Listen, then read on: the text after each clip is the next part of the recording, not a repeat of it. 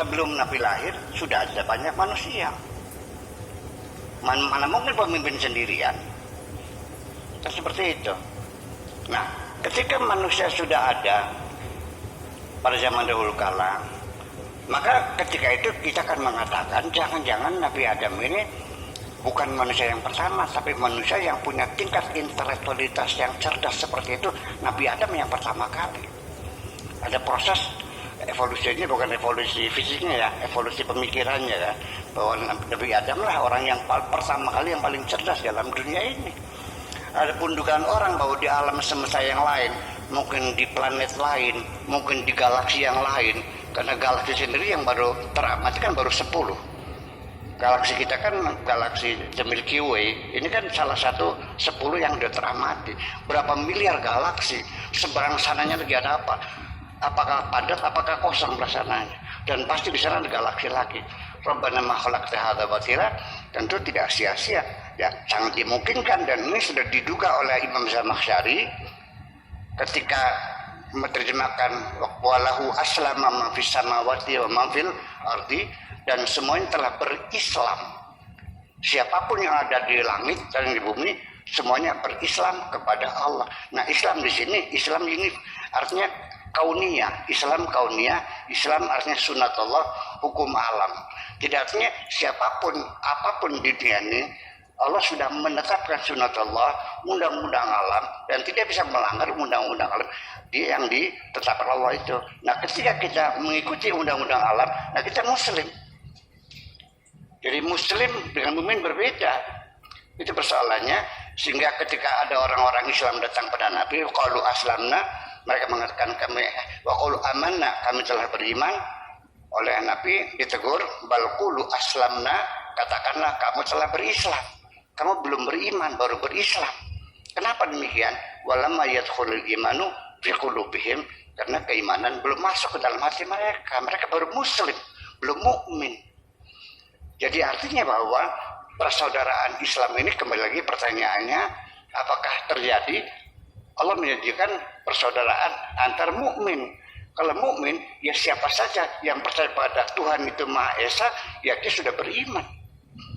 Nah, tetapi ada dua persyaratannya, di samping percaya kepada Tuhan, percaya kepada Nabi Muhammad. Jadi iman itu kepada Allah sebagai substansi daripada keimanan alam itu kepada Allah, tapi substansi keislaman seseorang adalah beriman kepada Kanjeng Nabi Muhammad. Itu beda preferensinya.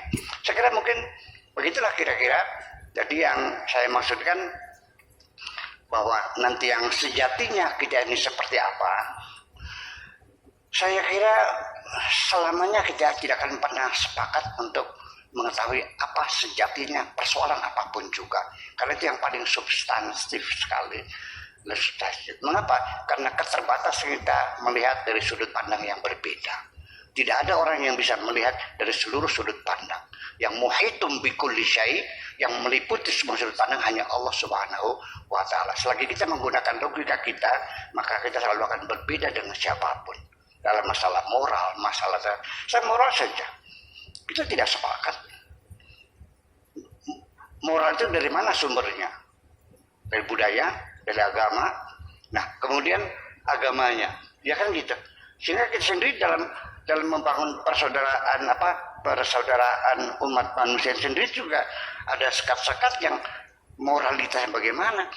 Ada orang membuat tempat ibadah, oleh karena mazhabnya berbeda, dimusuhi, dihalang-halangi.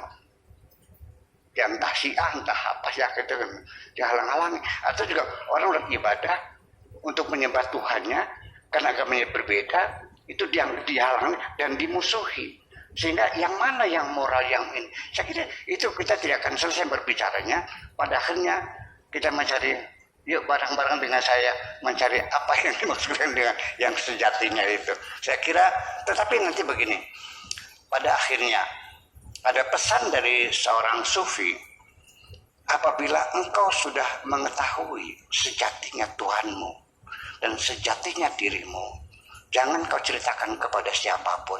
Wal yatalataf wal yusyirana bil ada untuk dirimu saja, jangan kau ceritakan kepada siapapun. Karena pada saat kita menceritakan, kita tahu, kita akan disebut kafir. Kalau kita bilang tidak tahu, kita disebutnya musyrik. Jadi serba sulit pada akhirnya. Jadi apa sejatinya sesungguhnya ya? Ya bilang untuk diri kita sendiri dan tidak bisa diceritakan pada orang lain. Dan situlah sumpah mereka, lebih baik bocor mulut daripada bocor apa? Lebih baik bocor mulut daripada bocor mulut. Nanti yang terjadi adalah nasibnya seperti halal, seperti saksi jenar dan lain-lain semacam itu. Itu persoalan. Kita kembali lagi bahwa selagi kita masih berbicara di lingkaran terluar dalam hal syariat, kita pasti bertengkar. Dan masuk lingkaran lebih dalam lagi, akidah masih bertengkar, saling bunuh membunuh. Kita masuk ke lingkaran yang paling dalam lagi, akhlak, kita juga masih bertengkar, saling bunuh membunuh.